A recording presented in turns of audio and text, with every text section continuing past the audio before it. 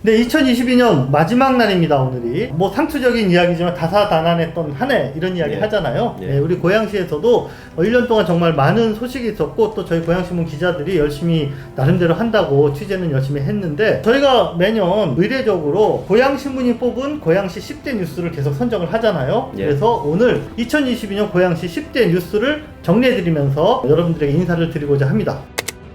자, 이성우 기자님 먼저 말씀해 주세요. 2022년 고양시 10대 뉴스 첫 번째. 이동환 시장이 선택받았다. 예, 이동환 시장이 선택받아서 고양시에서는 12년 만에 보수 시장이 취임하게 됐습니다. 강현석 시장 이후로 네네. 쭉 민주당에서 해야 하는데 3번을 했는데. 예, 근데 이번에 다시 이동환 시장이 보수 시장으로 낙점이 됐습니다. 네, 이동환 시장은 여러분들 아시는 것처럼 2006년부터 꾸준히 고양시장에 도전을 해왔죠. 그래서 예. 4전 5기 만에 시장에 당선이 되었고요. 자, 근데 이동환 시장의 이제 행보를 한 6개월 동안 이렇게 보니까 처음부터 예상이 된 것처럼 경제 우선 정책을 이렇게 펼치는 반면에 약간 복지라든지 또는 주민자치 뭐 이런 것들은 좀 후순위로 하는, 그래서 고양시 시정의 기조가 좀 급격히 변한 한 해였다, 이렇게 정리할 수가 있겠네요. 네, 맞습니다. 자, 고양시 10대 뉴스 두 번째. 최근에 저희가 설명해 드렸다시피 고양시청의 신청사, 네. 원당 신청사가 재검토되고 있다. 이 소식입니다. 자, 지금까지 쭉 진행돼 왔던 원당 신청사 계획이 완전히 사라지는 것 아니야? 완전히 재검토되거나 완전히 축소 또는 완전히 취소하나? 뭐 이런 얘기까지 나오고 있기 때문에 어떤 반대 목소리도 굉장히 크다. 이 신청사에 대해서 처음에는 민자 복합 개발 뭐 이런 용어들이 상당히 많이 들려왔는데 이게 좀 어려워진다. 그러면은 부분 이전 또 이런 예. 이야기가 들려왔어요. 그러다가 최근에는 백석동이 대두되고 있다. 또 예. 이런 이야기도 있는데 또 원래는 대곡역이 또 계속 얘기가 나왔잖아요. 최종적으로는 대곡역 아니야? 이런 이야기들이 또 많이 예. 있고, 그래서 이 뉴스는 아마 2023년에도 저희가 여러분들에게 지속적으로 보도해 드려야 되지 않을까 생각되네요. 고양시 10대 뉴스 세 번째. JDS 지구 800만 평 경제자유구역 1차 관문 통과. 경제자유구역이 이동환 시장의 첫 번째 공약이었거든요. 간판 공약. 예, 네. 간판 공약이었는데 이 공약이 순조롭게 진행되고 있다. 경기도 문턱을 통과했습니다. 그래서 JDS 지구구 약 800만 평이거든요. 네. 그러니까 다른 경제자유구역 지역 보면은 이 정도 규모가 되지 않습니다, 실제로. 나중에 산자부까지 갔을 때 이 규모를 계속 가지고 가면서 통과할 수 있느냐, 이것도 좀 지켜봐야 될 것 같은데 아무튼 내년 한 해 동안 경제자유구역이 산자부까지 잘 통과될 수 있을지 하반기까지 쭉 지켜봐야 될 것 같습니다. 고양시 10대 뉴스 네 번째입니다. 전임 시장 때 진행됐던 여러 사업들이 모두 재검토되고 있다. 이런 소식입니다. 전임 이재준 시장이 펼쳤던 행정에서 여러 가지 분야에서 약간 브레이크가 걸리고 있습니다. 그래서 지금 뭐 사진에서도 보시는 것처럼 센터라든지 시설이라든지 뭐 이런 것들도 건립이 좀 중단된 데가 많이 있고, 그러니까 관련된 사업들이 많기 때문에 네네. 거기 종사자들도 굉장히 많아서 그 네. 종사자들의 어떤 앞날도 어떻게 보장받지 못하는 그런 분들도 꽤 있는데, 기관도 있지만은 또 시민사회 단체도 이제 굉장히 많거든요. 위탁받아서 운영하는. 전체적으로 행정의 기조가 바뀌면서 고양시가 약간 혼란스럽다. 재정비 되려면 시간이 조금 필요할 것 같다. 네, 그거를 실무를 담당하고 있는 공무원들도 지금 상당히 좀 예. 애를 쓰고 있는. 아마 이제 내년 조직 개편이 끝나고 이동환 시장의 공약 사업들이 제대로 진행이 된다면은 조금은 자리 잡을 수 있지 않을까, 이렇게 기대를 해봅니다. 2022년 고양시 10대 뉴스 다섯 번째. 아파트 거래량은 역대 최저. 작년에는 고양시가 뭐 역대급으로 이게 가격이 올랐잖아요. 맞습니다. 근데 그러니까 올해 상반기까지만 해도 나쁘진 않았던 것 같아요. 맞아요. 왜냐면은 대선 있고 뭐 지방선거 있었는데 상반기에 이 일기 신도시기 때문에 재건축 이슈까지 있었는데 재건축 이슈도 계속 꾸준하게 거론됐었는데 지금 하반기 들어서면서 재건축 이슈도 살짝 들어가는 조금 이렇게 다운되는 그런 느낌이거든요. 네. 자, 아파트 하락률이 언제까지 계속 떨어질지 내년에도 부동산 뉴스는 굉장히 큰 관심을 받을 수밖에 없을 것 같습니다.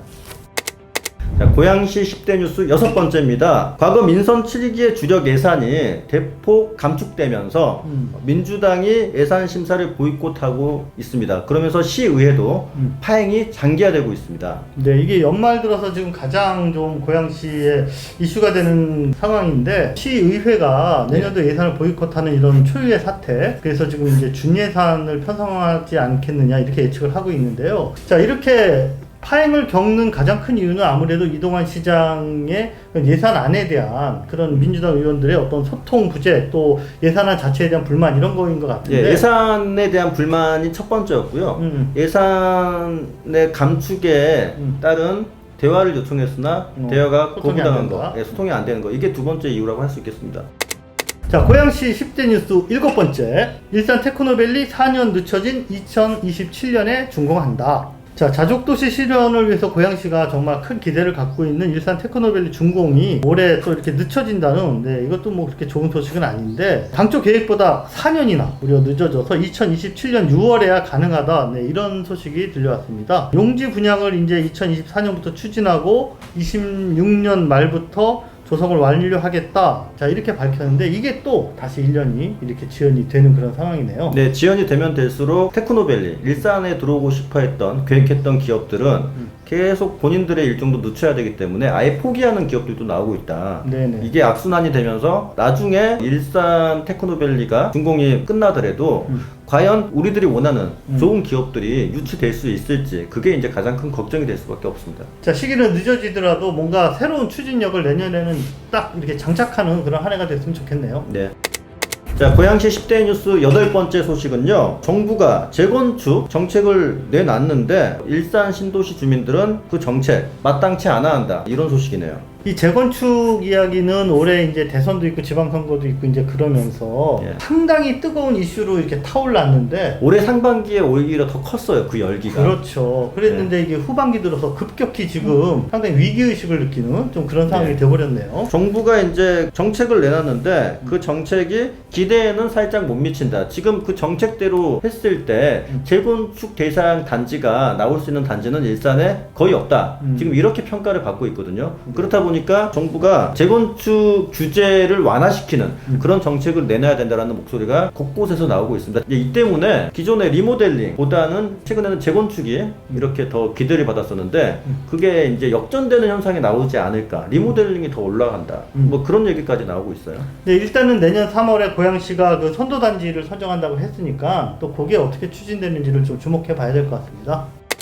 네, 고양시 10대 뉴스 9번째는 3년 만에 대면 축제가 줄줄이 재개됐다라는 이야기입니다. 코로나가 정말 길었습니다. 물론 아직도 끝나지 않았지만 어쨌든 2022년에는 모든 저희가 이제 행사 소식을 뉴스를 쓸 때 3년 만에 다시 만난다. 네, 맞습니다. 3년 만에 재개. 네. 아주 엄청 많이 썼어요. 그렇게 네. 이제 후반기 들어서. 어디 마을 경로잔치도 3년 만에 열렸다고 하더라고요. 네네네. 그러니까 네. 만나지 못했던 이런 대면 행사들이 재개가 되면서 어떤 지역의 활기가 이렇게 돌아오는 모습은 정말 반가운 모습이 아닐 수 없습니다. 네, 그러니까 대표적인 축제가 고양 꽃박람회. 네네. 요게 이제 3년 만에 열렸던 거고, 네. 고양 행주문화제, 그 다음에 호수예술축제, 네네. 요거 이제 거리 공연 중에 굉장히 퀄리티 높은 네네. 거리 공연, 요것도 다 3년 만에 열렸다. 그리고 아까 말씀드렸다시피 동네 곳곳의 경로단지도 3년 만에 열리고 있다. 마을 축제. 뭐 네, 이런 마을 축제 마찬가지고요.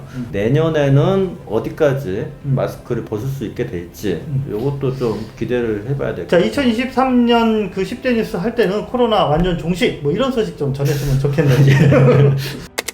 고양시 10대 뉴스 마지막 소식입니다. 마두역 인근에서 건물 기둥이 붕괴되면서 건물 자체가 붕괴될 위험에 빠졌었다. 작년 12월 31일에 발생한 사건인데 이 사건이 쭉 이어오다 보니까 올해 10대 뉴스에 이제 뽑았어요. 그렇죠. 올해 상반기까지 이 중앙로 근처에 있는 건물들이 다 전수조사, 이거 붕괴 위험이 혹시 있는 거 아니야? 이런 전수조사까지 마쳤고 해당 건물, 그 마두역에 있는 그 해당 건물은 아예 재건축하기로 이미 이제 건축주들끼리 결정을 또 했다고 하더라고요. 사실은 기둥 하나 붕괴된 건데 그게 무슨 10대 뉴스지 이렇게 생각하실 수도 있는데 네. 고양시에 있는 모든 그런 건물들이 사실은 거의 비슷한 시기에 만들어졌고 또 고양시가 지하 기반이 불안정한 것 아니냐라는 불안감이 계속 있어 왔기 때문에 결국은 그거죠. 이제 그렇죠. 일산의 땅 자체가 좀 불안하기 때문에 진흙 구조, 뭐 이렇게 모래 구조기 때문에 일산은 언제든지 위험한 지형 위에 건물들이 다 세워져 있다. 그렇기 때문에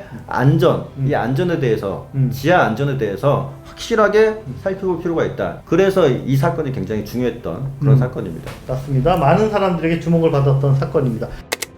자, 이렇게 해서 고양신문이 뽑은 2022년 고양시 10대 뉴스 자, 여러분들이 생각하는 10대 뉴스와 어느 정도 일치하셨는지 모르겠네요. 자, 내년에는 좀 더 희망적이고 여러분들에게 좀 즐거움을 드릴 수 있는 그런 소식들이 많이 들려와서 저희도 내년 10대 뉴스는 더 좀 활기차게 이렇게 진행해 드리기를 좀 기대해 보면서 인사를 드리겠습니다. 자, 2022년 그럼 안녕 하면서 끝내겠습니다. 2022년 안녕. 안녕.